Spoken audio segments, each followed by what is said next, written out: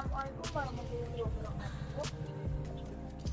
Kepada yang terhormat yaitu Bapak dosen Pak Mujibur Rahman MSI selaku dosen mata kuliah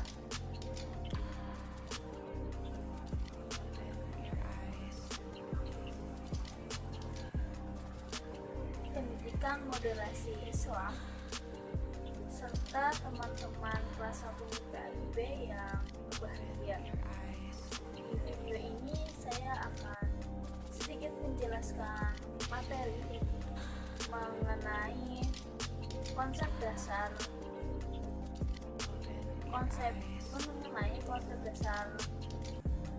pendidikan moderasi Islam.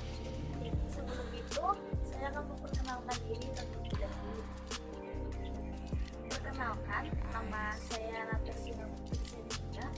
Saya dari kelas 1 PIB dengan nomor NIM 21410402014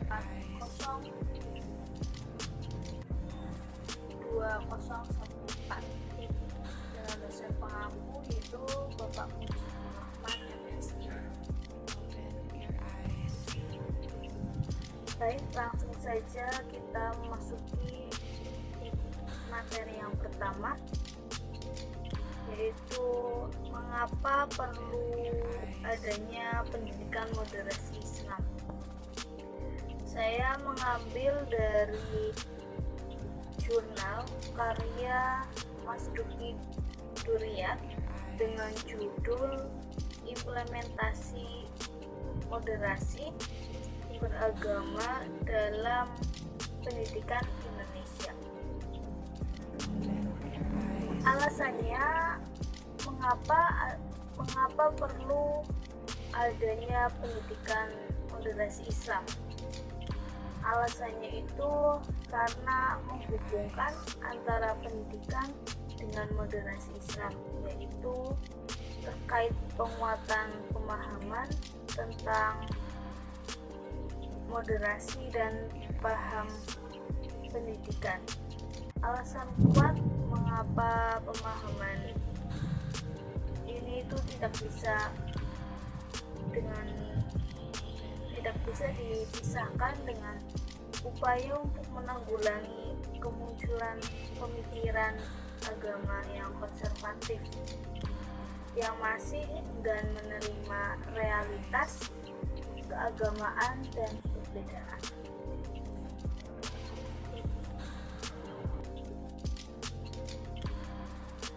Baik, untuk materi yang kedua yaitu mengenai definisi pendidikan moderasi. Di sini saya mengambil dari jurnal karya Khairon Muhammad Arif dengan judul Moderasi Islam, Wasatiyah Islam, Perspektif Al-Quran. Jadi, definisi pendidikan moderasi itu merupakan ajaran Islam yang mengarahkan umatnya agar adil, seimbang, bermaslahat, dan proporsional atau yang sering disebut dengan kata moderat dalam semua dimensi kehidupan.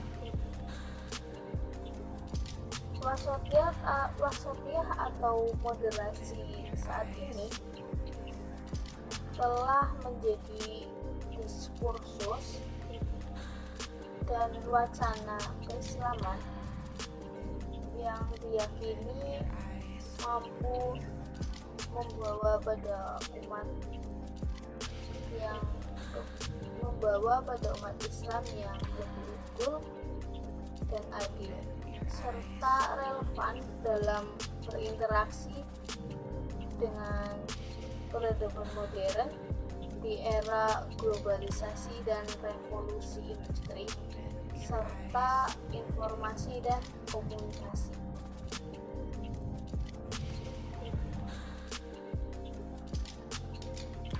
Ya, untuk materi Yang selanjutnya yaitu mengenai tujuan dan manfaat moderasi Islam. Yang pertama yaitu tujuan moderasi Islam, yaitu mewujudkan ketertiban dalam masyarakat beragama serta melindungi hak-hak pemeluk agama dalam menjalankan kebebasan beragama, mewujudkan kedamaian dan ketentraman dalam kehidupan keagamaan, serta untuk mewujudkan kesejahteraan umat beragama. Yang selanjutnya yaitu manfaat moderasi Islam. Manfaat moderasi Islam sendiri yaitu dapat mengarahkan umat Islam agar memiliki sikap yang adil, seimbang, bermaslahat, dan proporsional dalam dimensi kehidupan. Baik, memasuki materi yang selanjutnya yaitu landasan normatif moderasi Islam. Saya di sini mengambil dari jurnal karya Toto Soeharto dengan judul Pengembangan Model Moderasi Beragama berbasis kurikulum Islam pada madrasah di Jawa Tengah. Nah, jadi landasan normatif moderasi Islam itu dalam banyak kajian karakter Islam moderat diindikasi dengan berbagai karakter. Intinya itu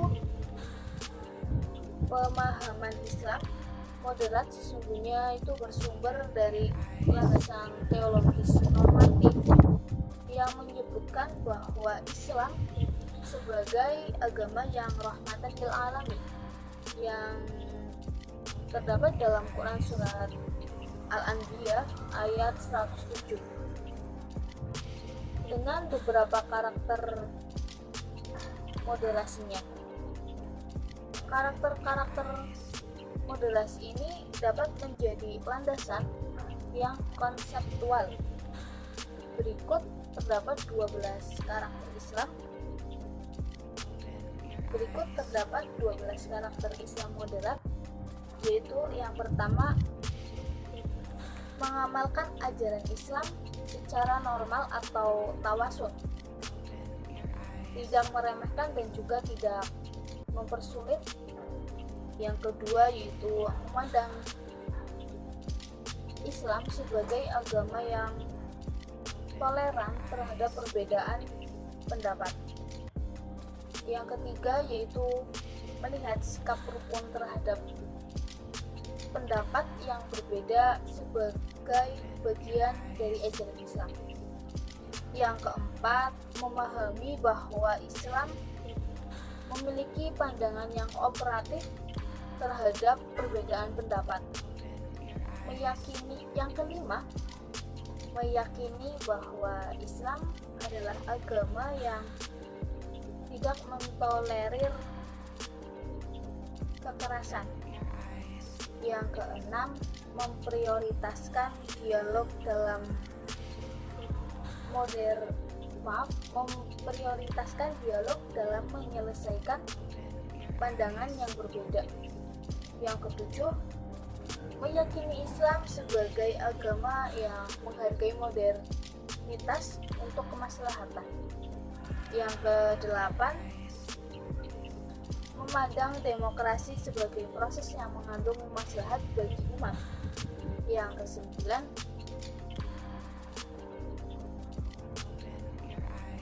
yaitu meyakini Islam sebagai agama yang menjunjung tinggi HAM. Yang ke-10 yaitu berpikir rasional berdasarkan wahyu. Yang ke-11 yaitu menafsirkan teks-teks Al-Quran dan Sunnah secara kontekstual. Dan yang terakhir yaitu yang ke-12, mementingkan ijtihad dalam menafsirkan mementingkan ijtihad dalam menafsirkan apa yang tidak termaktub dalam Al-Quran dan As-Sunnah.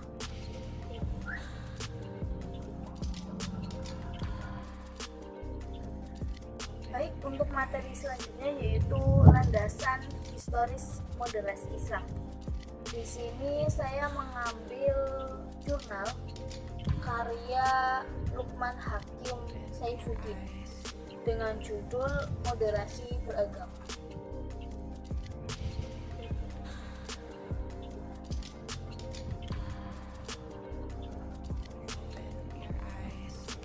Jadi, landasan historis moderasi Islam, setiap agama mengajarkan penyerahan diri seutuhnya kepada Tuhan yang Maha Esa atau yang Maha Pencipta. Penghambaan kepada Tuhan ini diwujudkan dalam kesiapan mengikuti petunjuknya dalam kehidupan. Manusia menjadi hamba hanya bagi Tuhan, tidak menghambakan yang lain dan tidak diperhambakan. Dari sinilah esensi nilai keadilan antar manusia dengan sebagai sesama makhluk Tuhan. Moderasi keagamaan menjadi muatan, nilai dan praktik yang paling sesuai untuk kemaslahatan bumi Indonesia. Baik, memasuki materi yang terakhir yaitu mengenai prinsip-prinsip moderasi Islam, yang mana saya itu mengambil dari jurnal karya Muhammad Eri Hadiana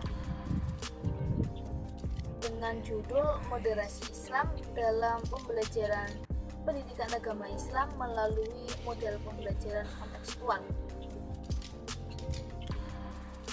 Jadi prinsip-prinsip moderasi Islam itu yang pertama adalah keadilan atau adalah. Pengertian adil sendiri adalah berpihak kepada yang benar, karena baik yang benar maupun yang salah itu harus memperoleh haknya.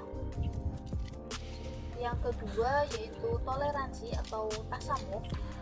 Pada dasarnya berarti al-jud atau kemuliaan, atau saat al-sadr yang artinya itu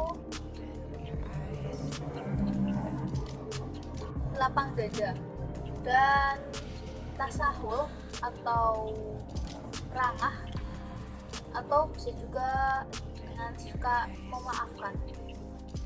Yang ketiga yaitu keseimbangan atau tawazun, menetapkan keseimbangan eksistensi kehormatan yang terdiri dari jasmani atau jasad, al-akal atau akal, dan roh, dan aruh atau roh.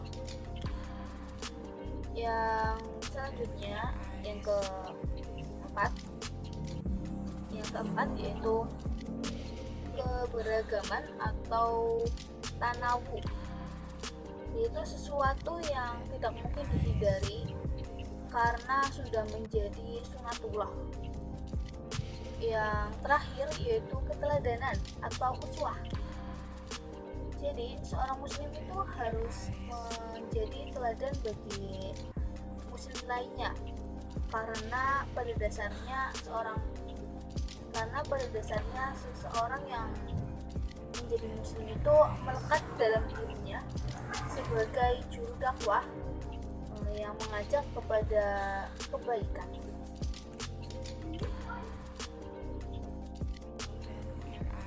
Ya,